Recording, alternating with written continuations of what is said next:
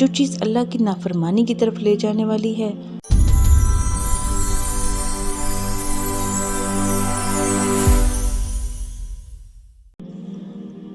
دیکھیے، اللہ کے راستے میں سچی کوشش کرنا اصل میں یہ جہاد ہے، یا پھر آپ یہ کہیں کہ جہاد اصل میں آپ کی سچی کوشش ہے۔ اپنے ساتھ اپنے نفس سے جہاد کرنا، یعنی ہم بہت سی چیزوں کی محبتوں میں گھرے ہوئے ہیں، خود کو غلط چیز سے بچانے کی کوشش، یہ جہاد ہے۔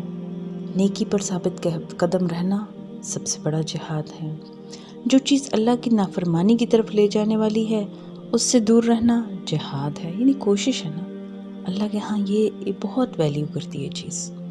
ہم نے کہاں کہاں کس کس طرح سے اپنے آپ کو پکڑ پکڑ کے اللہ کے راستے پہ لگانا ہے۔ سب سے پہلی دوستی ہم نے خود اپنے ساتھ کرنی ہے۔ ہو سکتا ہے اللہ کے اس دین کے راستے میں کچھ پیارے، کچھ اپنے ہی رکاوٹ بنے، روکتے ہیں، تنقید کرتے ہیں، تو ان ساری چیزوں کو آسان طریقے سے برداشت کرنا بھی جہاد ہے، ٹھیک ہے؟ تو یہ جو کوشش ہے، یہ جو سٹرگل ہے، یہ جو جہاد ہے، یہ زندگی کے ہر معاملے میں کرنی ہے۔ اور اس کی ایک قسم یہ بھی ہے کہ جب لوگ آپ کو ملامت کرتے ہیں، آپ کے مقصد سے پیچھے ہٹانے کی کوشش کرتے ہیں،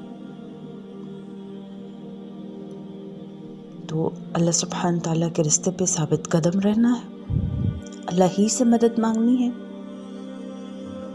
کوئی اگر تنقید کر دے تو یاد رکھیں کہ تنقید پر مومن دلوں میں گرج نہیں پالتے، بلکہ اپنی غلطی کا اعتراف کر لیتے، خواہ مجمع میں ہی کیوں نہ ہو۔ یاد کر لیں حضرت عمر رضی اللہ عنہ اور بڑھیا کا واقعہ۔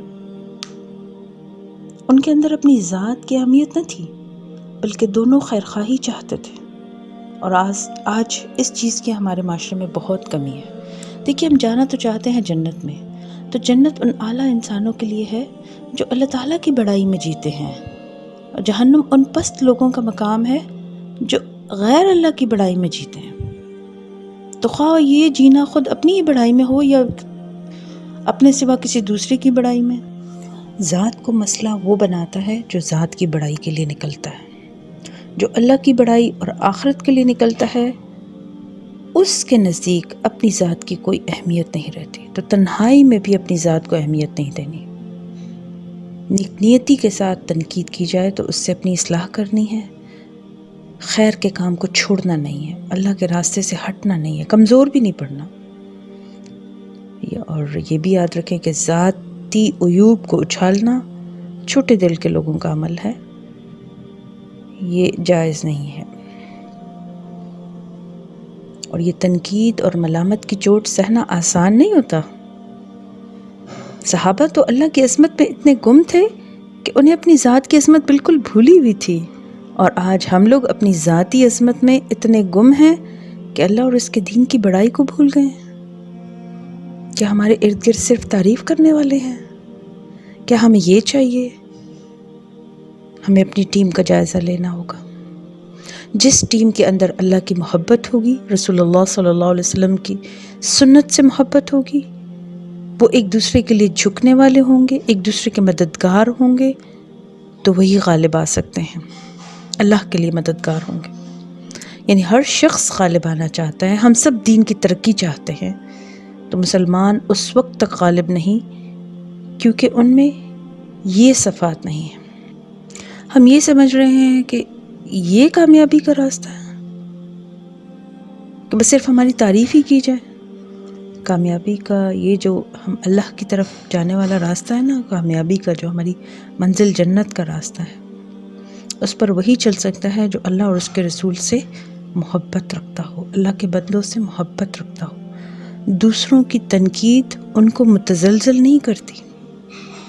کامیاب وہی ہو سکتا ہے جو کانٹوں سے الجھے بغیر تقویٰ کا سفر جاری رکھے، انتہائی ناکامی سے بھی ناخوش نہ ہو، وہ گر گر کر اٹھنے والا ہو۔ تو آج کے بعد ہم نے کیا کرنا ہے؟ اپنے اندر نرمی پیدا کرنی ہے، تنقید پر بھی مسکرائیں گے، اس سے بھی سیکھیں گے، اپنی ذات کے لیے کوئی بات نہ منہ سے نکلے، نہ ہاتھوں سے کسی مسلمان کو کوئی اذیت، نہ زبان سے کوئی بھی ہم پر تنقید کرے اس کو پازیٹیو لینا ہے اور اپنی اصلاح کرنی ہے، اور سب سے بڑھ کر چلتے رہنا ہے، کسی حال میں کمزور نہیں ہونا۔